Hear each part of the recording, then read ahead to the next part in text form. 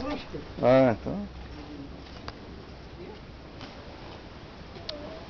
Você já, seus filhos tá todo grande, não tá? Ué, a minha caçula tá com 21. Papai, eu quero vir com você. É. E o mais velho, que é o rapaz, tá com 28. Nossa. Tudo é. Olha você vê, né, Nenê? Só 2 filhos? Só 2. Oi. Vai beber à vontade. Pai, Deixa o pai tomar leite, vai te dar lá no pé. pai. O leite tá aqui pra você levar depois. Será que faz mal com cerveja, leite ou não? Aqui, senhor. Leite? Ah, Com cerveja? é. Você tira nos caras. Não. Hã? Bebi agora um pouco. Você leite quente com cerveja, se você não for acostumado. Faz mal não. Segura aqui, então. Perigoso, né? Leite vai, tem problema, né?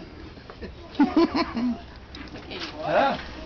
Papai, papai, Oi. eu quero ir com você. E aonde?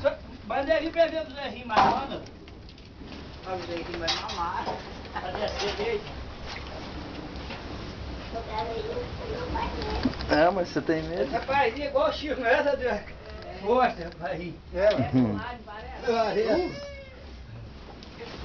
A amiga pra descer leite, fui minha amiga.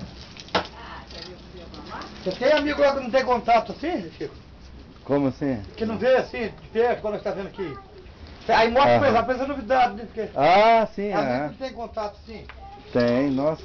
Pai, Os caras é acostumados a tomar leite de caixinha, né, cara? Não sabe nem de onde que vem o leite. Não, sabe não. Antes vem. Ela, você. Quer uma vaca dessa?